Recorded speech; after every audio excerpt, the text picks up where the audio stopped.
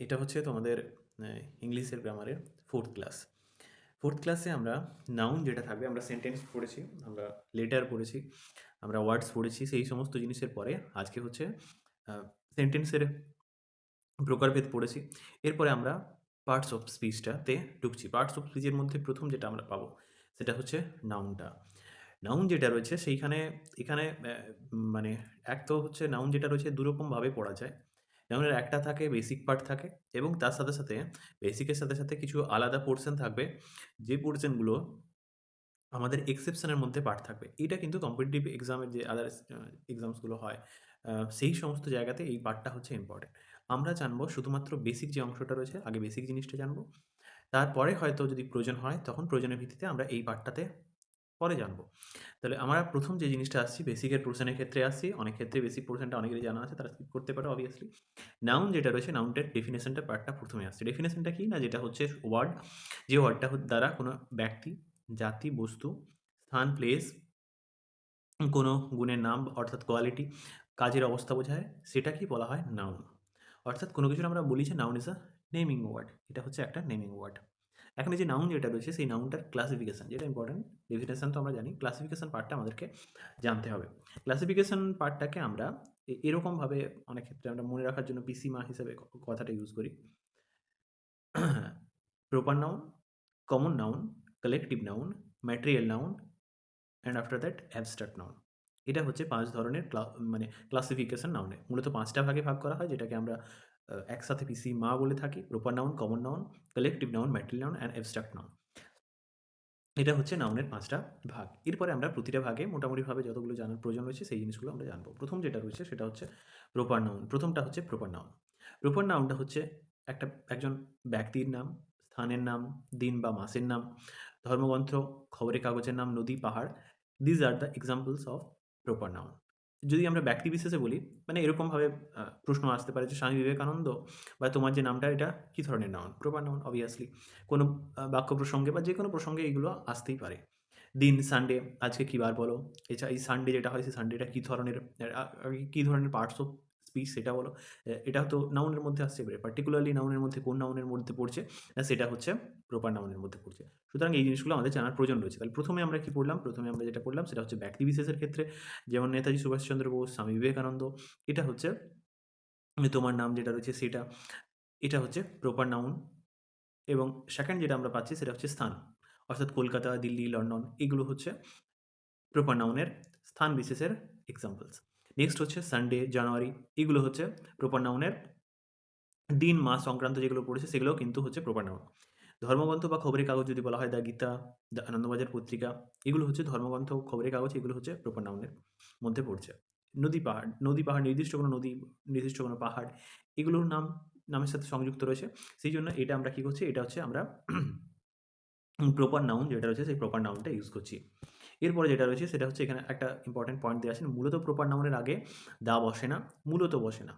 মূলত proper noun যেটা রয়েছে সুভাষচন্দ্র বোস, স্বামী বিবেকানন্দ, এই সমস্ত যে প্রপার নাউনগুলো রয়েছে এইগুলোর আগে মূলত দা বসে না। কিন্তু নদী, সাগর, পর্বতমালা, ধর্মগ্রন্থ, আমরা যদি কম্পিটিটিভ এক্সামের ক্ষেত্রে পড়ি এখানে দাটা বসে। দা যেটা আমরা দা দিয়ে পাবো। মানে যখন একজনের সাথে আরেকজন কম্পেয়ার করি যে তখন সেক্ষেত্রে কিন্তু আমরা দা ওয়ার্ডটা ইউজ করি। কিন্তু আমরা আবার বললাম যে এটা হচ্ছে ব্যতিক্রমের পার্টটা নয়, এটা হচ্ছে আমাদের বেসিক জিনিসের জায়গা। সুতরাং এখান থেকে আমরা এটাই জানবো যে প্রপার নাউনের আগে সাধারণভাবে দা বসে না। কিন্তু নদী, সাগর, পর্বতমালা, ধর্মগ্রন্থ এবং খবরের কাগজ নামের আগে তখন দা আমরা ইউজ করি বা দা ইউজ করাটা বাধ্যতামূলক। নেক্সট পার্ট যেটা রয়েছে সেটা হচ্ছে প্রপার নাউন আমরা জানলাম। এরপরে হচ্ছে কমন নাউন।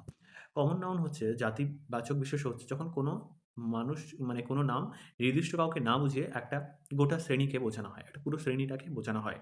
যেমন মানুষের ক্ষেত্রে হচ্ছে গার্ল, মানুষের ক্ষেত্রে হচ্ছে গার্ল, বয়, টিচার, ডক্টর, টিচার, ডক্টর। আবার প্রাণীর ক্ষেত্রে আমরা ডগ ধরতে পারি, টাইগার ধরতে পারি, বার্ড ধরতে পারি।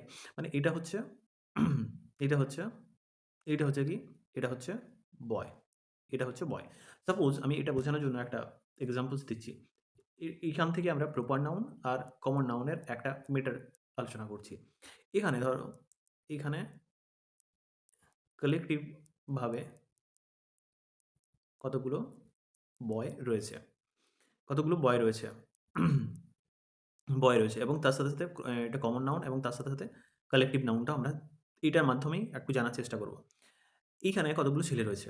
এবারে আমি কি করছি, এই পুরো দলটা রয়েছে, এই পুরো দলটা যেটা রয়েছে, পুরো দলটাকে আমি বলছি যে পুরো যে ছেলেগুলো রয়েছে এগুলো হচ্ছে একটা ক্লাস 5 এর ধরো কিছু স্টুডেন্টস, কিছু স্টুডেন্টস রয়েছে। তাহলে এই যে ক্লাস 5 এর এই প্রত্যেকটা মানে সমস্ত মিলে এই যে ক্লাস 5 এর কিছু স্টুডেন্টস রয়েছে এবং এই স্টুডেন্টসগুলো খেলতে যাবে। একটা 11 সংখ্যক মানে সমস্ত প্লেয়ার রয়েছে বা স্টুডেন্টস রয়েছে তারা একটা জায়গাতে খেলতে যাবে। যখন খেলতে যাচ্ছে তখন আমরা এটাকে বলছি যে এই টিমটা কোনো একটা জায়গাতে পৌঁছাবে। এই টিমটা কোনো একটা জায়গাতে খেলতে যাবে। এখন আমি যদি এখান থেকে বলি, এ এরা তো আ এরা তো সমস্ত ছেলে। তো আমি যদি এখান থেকে বলি যে, আচ্ছা এখানে যেকোনো একজন বয়, যেকোনো একজন বয় এসো তো। তাহলে বয় বলতে আমাদের এখানে প্রত্যেককে বোঝানো হচ্ছে। এও বয়, এও বয়, এও বয়। হয়েছে? কিন্তু আমি যদি এরপরে আমি যদি একটা নাম ধরে ডাকি, যে ধরো বললাম যে আ রবি। রবি। রবি এসো তো। তখন কিন্তু একজন পার্টিকুলারলি এই জায়গাটাতে আসবে। আমি একটা গল্পের মতো বললাম। এখান থেকে কিন্তু প্রপার নাউন, কমন নাউন এবং কালেক্টিভ নাউন এই জিনিসটা পরিষ্কার হয়ে যাবে। ১ম যেটা পাচ্ছি আমরা ১ম যেটা আমরা বললাম যে একটা টিম রয়েছে। তার মানে বোঝাচ্ছে যে এই পুরো জায়গাটা, এই পুরো সবাই মিলে একসাথে রয়েছে। সুতরাং এইটা হয়ে যাচ্ছে কালেক্টিভ নাউন। এটা হয়ে যাচ্ছে কালেক্টিভ নাউন। এখন এই কালেক্টিভ নাউনের মধ্যে প্রত্যেককে মানে সিঙ্গুলার হিসাবে একেকজনকে না বুঝিয়ে মানে একটা কথা আমরা ইউজ করব যেটার জন্য যে কেউ হতে পারে।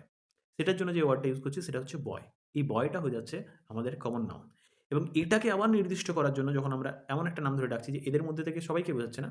আমরা একটা নাম ধরে ডাকছি রবি, তাহলে সেক্ষেত্রে সেইটা হয়ে যাচ্ছে প্রপার নাউন।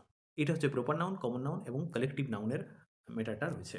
এরপরে আমরা সিঙ্গেলি জিনিসটা পড়ব যে আমরা পড়লাম মানে একসাথে জিনিসটা পড়লাম। এরপরে আমি আরেকবার বলে দিচ্ছি জিনিসটা হচ্ছে কমন নাউন কি? কমন নাউন হচ্ছে যখন কোনো নাম দিয়ে কোনো নির্দিষ্ট কাউকে না বুঝিয়ে একটা গোটা শ্রেণীকে বোঝানো হয়। অর্থাৎ জিনিসটা বললে যে কেউ হতে পারে এই জিনিসটা আমাদের মাথার মধ্যে যেন থাকে। যেমন মোবাইল, মোবাইল বললে যেকোনো ফোন হতে পারে।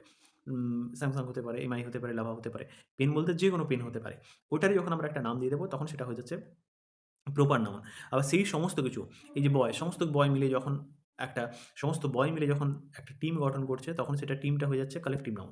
আবার সেই বয়টাই শুধুমাত্র বয়টা হচ্ছে কমন নাউন। আবার সেই বয়টা যখন আমরা একটা নাম দিয়ে দিচ্ছি তখন সেটা হয়ে যাচ্ছে প্রপার নাউন। এটাই হচ্ছে প্রপার নাউন, কমন নাউন এবং কালেক্টিভ নাউনের রিলেশন একটা। এরপরে আমরা obviously নেক্সট যে পার্টটা রয়েছে কালেক্টিভ নাউন যেটা রয়েছে সেই কালেক্টিভ নাউনটাকে আমরা পড়বো। এখানে আমি আগেরবারও একটা এক্সাম্পল দিয়েছিলাম যে ক্লাস রয়েছে সেই ক্লাসটাই 11 জন বয়েজ রয়েছে যারা একটা টিম হিসাবে খেলতে যাবে। সুতরাং ক্লাসটাও হচ্ছে একটা কালেক্টিভ নাউন। ক্লাস বলতে সমস্ত জনকে একসাথে বোঝাচ্ছে। সেটা হচ্ছে কালেক্টিভ নাউন। এবারে লাইব্রেরিতে কি থাকে? সমস্ত কিছু বই থাকে। So library is a collective noun. এটা হচ্ছে একটা কালেক্টিভ নাউন। ফ্লক একদল ভেড়া বা পাখি এটা হচ্ছে একটা কালেক্টিভ নাউন। এখানে কিছু স্পেশাল কালেক্টিভ নাউনের জন্য স্পেশাল ওয়ার্ড ইউজ করা হয়। যে প্রাইড অফ লায়ন্সের ক্ষেত্রে প্রাইড ইউজ করা হচ্ছে। রবার্টসের ক্ষেত্রে গ্যাং ইউজ করা হচ্ছে। এইভাবে এইভাবে আমরা কালেক্টিভ নাউনের ক্ষেত্রে কিছু ওয়ার্ডস আমরা ইউজ করি এরকমভাবে। নেক্সট যেটা রয়েছে সেটা হচ্ছে ম্যাটেরিয়াল নাউন। আবার বলছি ম্যাটেরিয়াল নাউনের ক্ষেত্রে আমরা এক্সেপশন হিসাবে আলাদা পার্ট পাবো সেখানে। সেটার বিষয়বস্তু নয়। এখন যেটা রয়েছে মূল বিষয়বস্তু সেটা হচ্ছে এটা হচ্ছে বস্তুবাচক বিশেষ্য। উদাহরণ হিসাবে আমরা বলতে পারি wood, gold, iron, milk, cotton. এটা যেগুলো আমাদের দ্বারা ম্যাটেরিয়াল বোঝাচ্ছে সেগুলোই হচ্ছে মানে বস্তু বোঝাচ্ছে সেগুলো হচ্ছে ম্যাটেরিয়াল নাউন। এরপরে যেটা রয়েছে উডটা হচ্ছে উড এটা হচ্ছে একটা ম্যাটেরিয়াল নাউন। কিন্তু সেই উড দিয়ে যে চেয়ারটা তৈরি হচ্ছে, চেয়ার আমরা বলছি, সেটা কিন্তু আমাদের হয়ে যাচ্ছে কমন নাউন। সেটা হয়ে যাচ্ছে আমাদের কমন নাউন। মানে যেটা ম্যাটেরিয়ালস, সেই ম্যাটেরিয়ালস দিয়ে যখন কোনো একটা বস্তু বানিয়ে দিচ্ছি, তখন মানে উড হয়ে যাচ্ছে সেটা ম্যাটেরিয়াল নাউন যেহেতু উডটা দিয়ে তৈরি। চেয়ারটা যেটা দিয়ে তৈরি সেটা হচ্ছে উড এবং সেইটা দিয়ে যখন যেটা তৈরি করছি সেটা হয়ে যাচ্ছে একটা কমন নাউন। এরপরে যেটা জানবো সেটা হচ্ছে অ্যাবস্ট্রাক্ট নাউন। অ্যাবস্ট্রাক্ট নাউন হচ্ছে যে সমস্ত যা কোনো ইন্দ্রিয়, চোখ, কান, নাক, জিভ এদের ইত্যাদি দিয়ে অনুভব করা যায়। মানে ইত্যাদি দেখা যায় না, শুধুমাত্র জিনিসটা দিয়ে আমরা অনুভব করতে পারি। এক্সাম্পলস রয়েছে অনেস্টি, এটা হচ্ছে গুণ বা কোয়ালিটির অনেস্টি। তারপরে অবস্থা, স্টেট হচ্ছে poverty, youth, sleep, death. Action হিসাবেও আমরা কিছু এক্সাম্পল পাই লাফটার, মুভমেন্ট, জাজমেন্ট। এইগুলো হচ্ছে যেগুলো সেটা হচ্ছে অ্যাবস্ট্রাক্ট যে নাউনটা হয় সেই অ্যাবস্ট্রাক্ট নাউনের এক্সাম্পল। এরপরে যেটা রয়েছে সেটা হচ্ছে যে গণনার ভিত্তিতে যদি আমরা দেখি কাউন্টেবিলিটি যদি আমরা দেখি সেক্ষেত্রে এটাকে দুটো ভাগে আমরা ভাগ করছি। একটা হচ্ছে যে যাদেরকে গোনা যায়, যেমন বুক, পেন, স্টার। এইগুলো হচ্ছে সিঙ্গুলার বা প্লুরাল। সিঙ্গুলার একবচন ও প্লুরাল হচ্ছে বহুবচন। আমি আবার বলছি যে অনেক ক্ষেত্রে এই জিনিসগুলো যেটা থাকবে সেটা আমরা যখন গ্রামারের ক্ষেত্রে এরর কানেকশন করি, তখন সেক্ষেত্রে কাউন্টেবল, আনকাউন্টেবল এর ক্ষেত্রে কিছু এররের ক্ষেত্রে এই জিনিসটা থাকে। স্টারের ক্ষেত্রে কাউন্টেবল, আনকাউন্টেবল ম্যাটারটা থাকে। যাই হোক আমি বলছি যে এই জিনিসটা এক্ষেত্রে স্কিপ করা হয়েছে। এরপর হচ্ছে আনকাউন্টেবল। আনকাউন্টেবল হচ্ছে যাদেরকে গোনা যায় না। ওয়াটার, সল্ট, লাভ, ফার্নিচার, এগুলো হচ্ছে, এগুলো যে মানে যেগুলো আনকাউন্টেবল নাউন, যেদেরকে গোনা যাচ্ছে না, তাদের ক্ষেত্রে এটা আমরা বহুবচন করি না। যে ওয়াটার, ওয়াটারের আমরা সিঙ্গুলার থাকে মানে প্লুরাল করি না, এস যোগ করি না ওয়াটার্স করে। ঠিক আছে? এরপরে যেটা রয়েছে সেটা হচ্ছে আ লিঙ্গভেদে। লিঙ্গভেদ যখন আমরা পড়ি তখন সেক্ষেত্রে সেটাকে আমরা ৪ টা ভাগে ভাগ করছি। একটা আ পুরুষ জাতির জন্য ব্যবহার করা হয় ফাদার কিং, একটা স্ত্রী জাতির জন্য ব্যবহার করা হয় মাদার কুইন, একটা উভয় জাতির জন্য হয় স্টুডেন্ট উভয়ই হতে পারে। আবার একটা জড়বস্তু যেটা থাকে বুক, পেন, ট্রি, এইগুলো যেটা জড়বস্তু থাকে সেই জড়বস্তুর ক্ষেত্রেও আমরা একটা জেন্ডারকে ইউজ করি। এটা হচ্ছে ৪ টা জেন্ডারে ভাগ রয়েছে। এরপরে হচ্ছে অ্যাবস্ট্রাক্ট নাউন যেটা আমরা পড়লাম, সেই অ্যাবস্ট্রাক্ট নাউনটা অনেক ক্ষেত্রে তৈরি করা যায়। যেমন ধরো কাইন্ড, কাইন্ড মানে হচ্ছে দয়ালু। এটা ভার্ব, এটা যখন আমরা ভার্ব অ্যাডজেক্টিভ পড়বো তখন আমরা সেক্ষেত্রে সেই জিনিসগুলো জানবো যে দুটোর মধ্যে ডিফারেন্স কি রয়েছে এবং বাক্যের উপর নির্ভর করে কিভাবে এই জিনিসটা আসছে। তো যাই হোক, এটা হচ্ছে কাইন্ড। কাইন্ডের আমরা অ্যাবস্ট্রাক্ট নাউনে কনভার্ট করেছি, সেটা হচ্ছে কাইন্ডনেস। ফ্রি থেকে আমরা করেছি ফ্রিডম। গ্রো থেকে আসছে গ্রোথ। চাইল্ড থেকে আসছে চাইল্ডহুড। অ্যান্ড স্ট্রং থেকে আসছে স্ট্রেংথ। এগুলো কিছু এক্সাম্পল হিসেবে আমি বলে দিয়েছি যে কিছু জিনিস ক্ষেত্রে আমরা যখন ভার্ব বা অ্যাডজেক্টিভ থাকে সেগুলোকে আমরা অ্যাবস্ট্রাক্ট নাউনের ক্ষেত্রে কনভার্ট করতে পারি। এরপরে আ মানে এগুলো চাইলে মনে রাখতেই পারো। আবার সেক্ষেত্রে কিছু এক্সেপশনাল ম্যাটার রয়েছে যে জিনিসগুলো আমাদের ক্ষেত্রে জেনে রাখার প্রয়োজন রয়েছে। এগুলো এই কম্পিটিটিভ পার্টের মধ্যেই পড়ছে। কিন্তু আমি তাও কিছুটা যতটা সংক্ষিপ্ত আকারে বলা যায় সেই ক্ষেত্রে আমি এটাকে এড করেছি। কালেক্টিভ নাউন বলছে যখন কালেক্টিভ নাউন যেটা আমরা পড়লাম কালেক্টিভ নাউন যখন একটি দল হিসেবে কাজ করে তখন সেটা সিঙ্গুলার ভার্ব নেয়। তখন তারপরে সিঙ্গুলার ভার্ব আসে। দ্য টিম ইজ প্লেয়িং, এখানে সিঙ্গুলার ভার্ব দ্য টিম, যেহেতু টিমটা যেটা রয়েছে একটা দল হিসেবে কাজ করছে। যখন সিঙ্গুলার যেটা রয়েছে সেই সিঙ্গুলার আ এইটা যখন সাবজেক্টটা সিঙ্গুলার হিসেবে কাজ করছে তখন তারপরে আর আমরা ইউজ না করে ইজটা ইউজ করেছি। কিন্তু যখন আ দলের সদস্যদের মধ্যে মতভেদ দেখা যায় তখন সেক্ষেত্রে প্লুরাল মানে ডিভাইড হয়ে যাচ্ছে।